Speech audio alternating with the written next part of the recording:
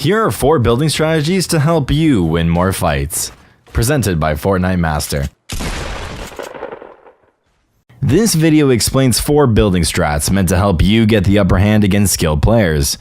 Keep in mind that these building strats are very situational, can be difficult to execute constantly, and may take a fair amount of practice to master. However, being able to execute them on the fly will significantly increase your odds of beating highly skilled enemies.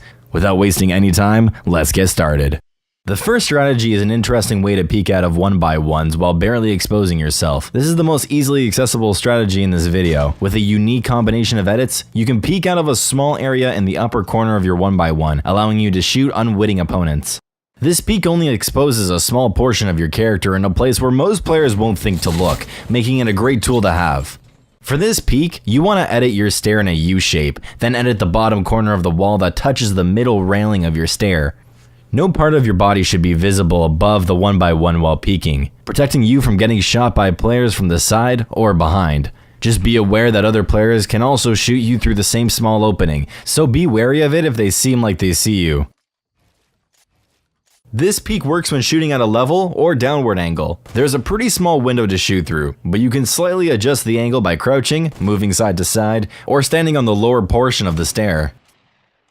The type of material used for this peek matters too. With wood, it's much harder for the enemies to spot the small opening you're using to peek. With brick and metal, the opening is a little more apparent, so be cautious of this when using this strategy.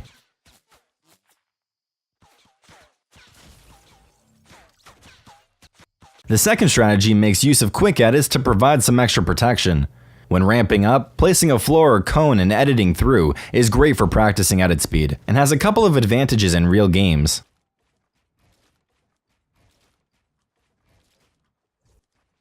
In general, this is a great way to practice quick edits. Ultimately, your goal should be to place a pyramid at every ramp and edit through seamlessly while running. If you can do this, you shouldn't have any problems using this strat in real games. Now for the situational uses and benefits. When pushing for high ground against an enemy, this strategy provides extra protection from above. In these situations, assuming the enemy is aware of your position, it's typically only possible to push 1 or 2 levels at a time. If the enemy is spraying down, stop and keep replacing your floors and pyramids until they have to reload. Then edit through and continue ramping up. In build fights against other skilled players, this strategy is used to prevent them from trapping you with a cone or a floor. If you've ever seen a streamer or a pro player trap someone from below with a cone, this is how you counter that. By placing the cone above yourself, you prevent other players from being able to place one in the same spot and trap you.